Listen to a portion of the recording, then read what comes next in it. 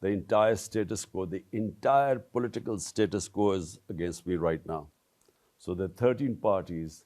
They're all on one side, and my party is up against them.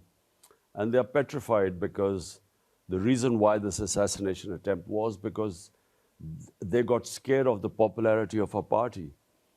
Since we were removed through a conspiracy on the 9th of April, on 10th of April, never have so many hundreds and thousands of people come out all over Pakistan and protest. It's never happened in Pakistan.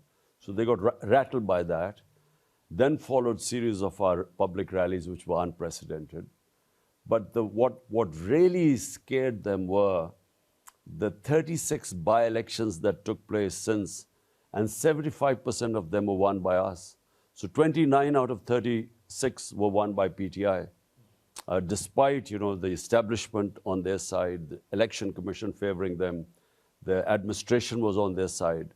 So that's what has really rattled them. If you look at any survey in Pakistan right now, all the parties put together cannot compete with us.